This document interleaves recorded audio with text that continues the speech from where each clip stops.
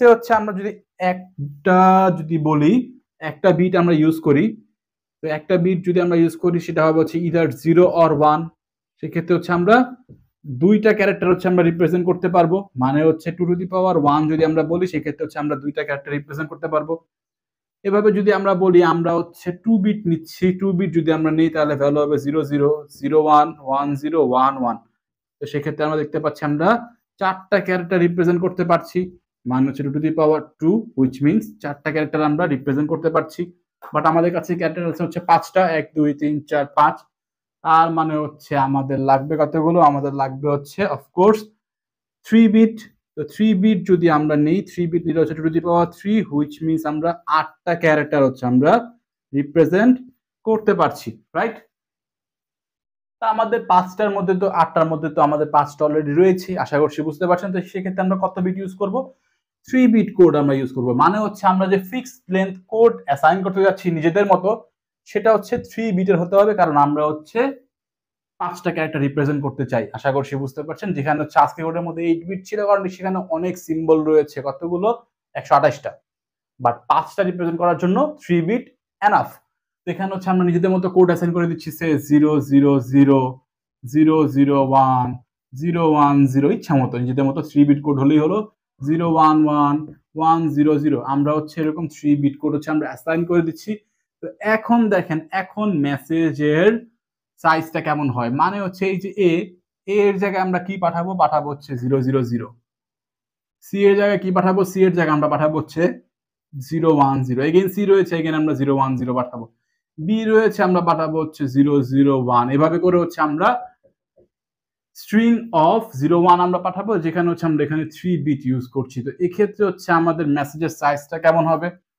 তো এক্ষেত্রে হচ্ছে আমাদের মেসেজের সাইজটা হবে হচ্ছে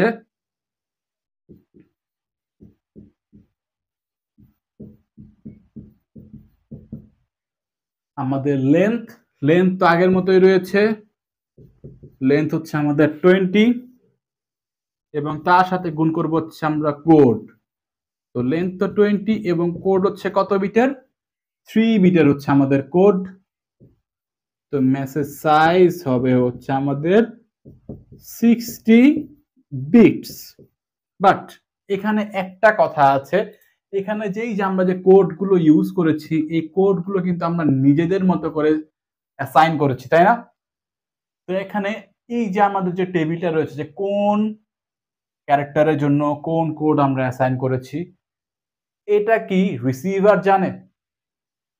রিসিভার যখন হচ্ছে এই মেসেজটা পাবে তখন তো তাকে অরিজিনাল মেসেজটা ডিকোড করতে হবে, তাই না? এখন সে যদি না জানে যে কোন কোডের জন্য আমরা কোন কোড অ্যাসাইন করেছি, কোন ক্যারেক্টারের জন্য কোন কোড আমরা অ্যাসাইন করেছি, তাহলে সে ডিকোড কিভাবে করবে? লাইক নর্মালি মেসেজ পাঠানোর সময় হচ্ছে আমরা ইউজ করেছি আস্কি কোড। আস্কি কোডের ক্ষেত্রে এটা সবাই জানে যে এটা হচ্ছে আস্কি কোড ইউজ করা হয়েছে, তো সেক্ষেত্রে সে ডিকোড করে নিবে, সেক্ষেত্রে কোনো ঝামেলা নেই। বাট এক্ষেত্রে একটা ঝামেলা রয়েছে, এক্ষেত্রে ঝামেলাটা হচ্ছে আমরা নিজেদের মতো কোড অ্যাসাইন করেছি। তো এই যে মেসেজটা আমরা পাঠাচ্ছি, এই মেসেজের সাথে সাথে এই টেবিলটাও আমাদের পাঠাতে হবে, যে হচ্ছে সিম্পল কোন ক্যারেক্টারের জন্য আমরা কোন কোড অ্যাসাইন করেছি, তাই না? তো এক্ষেত্রে হচ্ছে আমাদের টেবিলটাও পাঠাতে হবে। তো টেবিলটা যদি আমরা পাঠাতে চাই তো টেবিলের সাইজ কত সেটাও আমাদের ক্যালকুলেট করতে হবে। তো এক্ষেত্রে হচ্ছে আমরা 5টা ক্যারেক্টারের এই 5টা ক্যারেক্টার হচ্ছে কি কি কোড আমরা অ্যাসাইন করেছি সেটা আমরা পাঠাবো। তো এক্ষেত্রে হচ্ছে এই যে 5টা ক্যারেক্টার, এই 5টা ক্যারেক্টারকে আমরা ক্যারেক্টার হিসেবে পাঠাতে পারবো না, তাই না? আমাদের পাঠাতে হবে হচ্ছে এগেইন স্ট্রিং অফ 0 and 1 হিসেবে। তো এক্ষেত্রে হচ্ছে এই যে আমাদের যে 5টা ক্যারেক্টার রয়েছে এই 5টা ক্যারেক্টারে আমরা স্ট্যান্ডার্ড আস্কি ভ্যালু ইউজ করব। তো এক্ষেত্রে হচ্ছে আমাদের ক্যারেক্টার আছে কতগুলো? 5টা, এবং এই 5টা ক্যারেক্টার পাঠাতে আমাদের ইউজ করতে হবে হচ্ছে আস্কি ভ্যালু বা আস্কি কোড। তো আস্কি কোড হচ্ছে অফকোর্স 8 বিট কোড, তাই না? এবং এই যে 5টা যে আমরা কোড পাঠাচ্ছি, এই যে 5টা যে ক্যারেক্টার পাঠাচ্ছি এই ক্যারেক্টারে কোড কি কি অ্যাসাইন করেছি সেটাও আমাদের পাঠাতে হবে। তো সেক্ষেত্রে হচ্ছে আমাদের এই কোডগুলো দিয়ে দিতে হবে, মানে এ এর জন্য হচ্ছে যে 0 0 0 বা এখানে আমাদের কতগুলো বিট রয়েছে সেটা আমাদের দিতে হবে, সেটা আমাদের মেজার করতে হবে সাইজ বের করার জন্য।